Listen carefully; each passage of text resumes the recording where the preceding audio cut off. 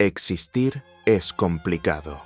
Aquí estamos nosotros, perdidos en un pequeño planeta azul que gira sobre sí mismo, calentados por una estrella enana que se encuentra a unos 150 millones de kilómetros de distancia, en una galaxia entre miles de millones, billones o quién sabe cuántas otras galaxias más que cada vez se siguen descubriendo, en un universo, o tal vez multiverso, sin saber de dónde venimos, hacia dónde vamos, por qué existimos, cuál es el significado de todo esto, y además llenos de cuentas para pagar. Ante esta situación, no es muy difícil entrar en desesperación o sentir una cierta insignificancia, pero tampoco es como si las cosas hubieran cambiado realmente. El planeta, la galaxia, el cosmos entero, siempre fueron así. Existieron durante muchísimo más tiempo del que existe la humanidad. La diferencia es que antes no lo sabíamos. Durante milenios, el ser humano enfrentó el miedo a lo desconocido con un consuelo específico. Alguien allá arriba nos estaba observando. Todo lo que hacíamos tenía un propósito, un sentido. Pero los avances de la ciencia comenzaron a complicar un poco esa certeza, y el nihilismo aparece en este punto. No porque el sufrimiento de la existencia se haya vuelto mayor que antes, sino porque comenzamos a desconfiar de que exista algún significado en el sufrimiento. En realidad, en la existencia misma. Ahora parece que no hay sentido alguno, que todo es resistencia inútil, como si todo fuera en vano. Friedrich Nietzsche usa el término nihilismo, en este caso, para referirse al nihilismo existencial, la idea de que no existe ningún sentido ni valor intrínseco en la vida, que somos totalmente insignificantes y que nada de lo que hacemos importa. Es una idea cada vez más adoptada hoy en día, especialmente por jóvenes que luchan diariamente con fluctuaciones hormonales y que leyeron algunas frases sueltas de Nietzsche en Internet. Pero, contrariamente a lo que muchos piensan, Nietzsche no era nihilista. Todo lo contrario. Probablemente fue el mayor opositor del nihilismo. Esta confusión surgió por la distorsión de varias de sus ideas, especialmente de una de sus frases más famosas: Dios ha muerto y nosotros lo hemos matado.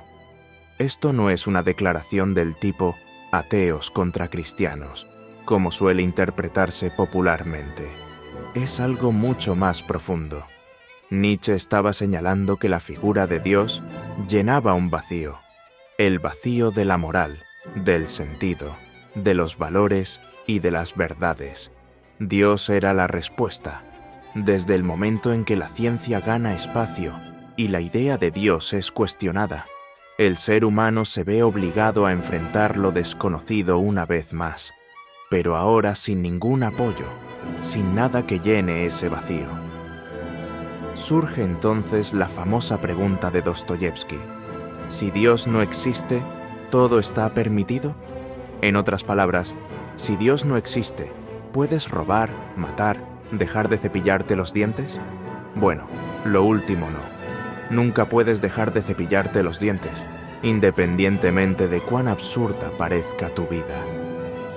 Pero sobre robar y matar, no es como si la creencia en Dios hubiera impedido innumerables guerras a lo largo de la historia. De hecho, muchas veces ocurrió exactamente lo contrario. La religión fue la causa de varias de ellas. Aún así, la pregunta permanece: ¿por qué alguien debería seguir viviendo una vida que aparentemente no tiene ningún sentido? ¿Por qué no acabar con la propia vida? Existen distintas respuestas a esta pregunta.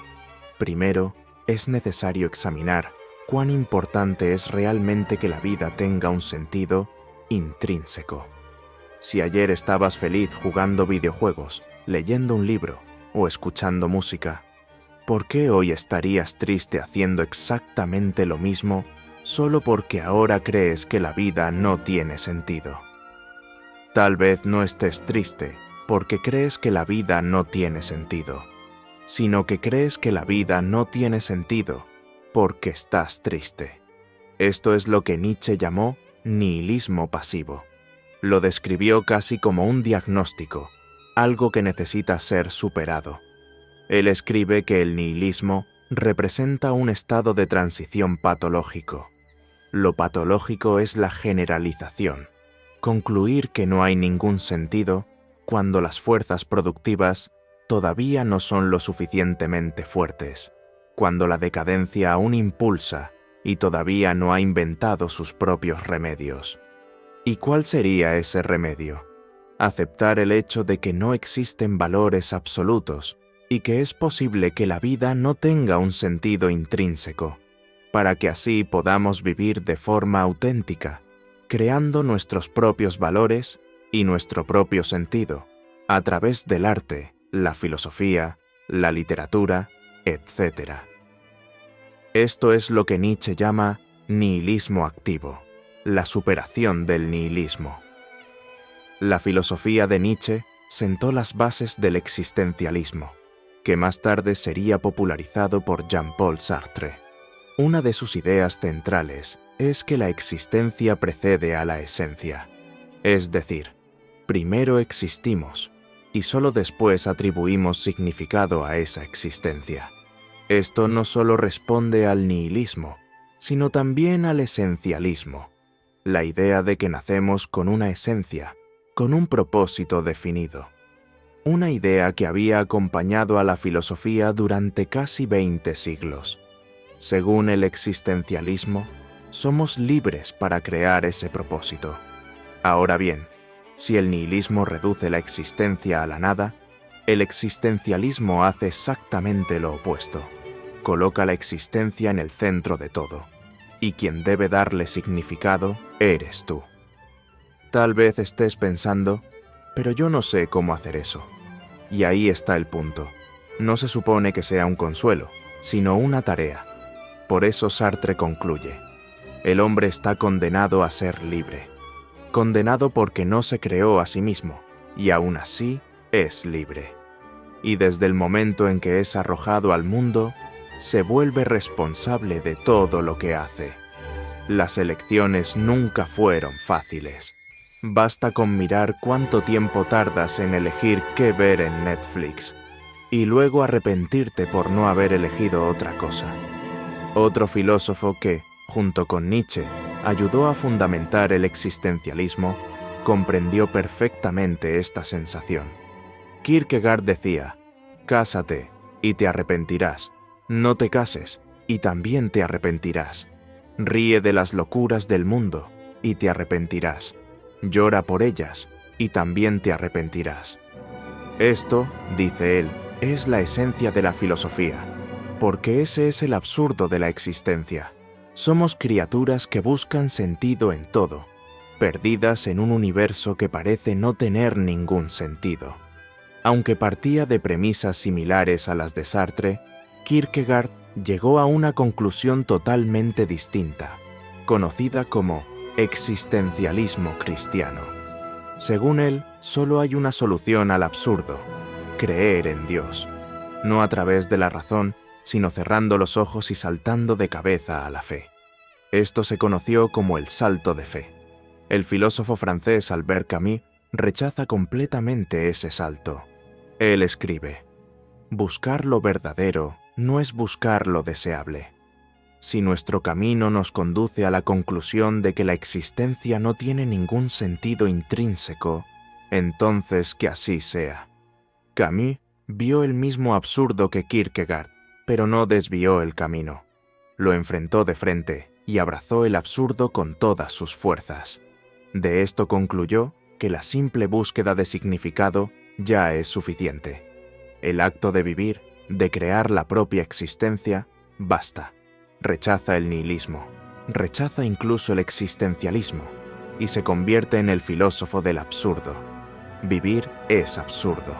Buscar significado en la existencia es absurdo. Pero ¿por qué eso tendría que ser algo malo? Simplemente haz lo que funcione para ti. En otras palabras, Crea una banda de rock y haz mucho ruido. Si todo esto te parece confuso, es porque lo es. Son muchas preguntas, muchas posibilidades, y al final nadie conoce la respuesta definitiva.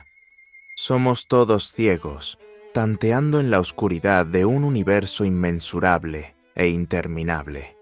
Y el simple hecho de creer que un video podría responder la pregunta fundamental de la vida es, como mínimo, absurdo.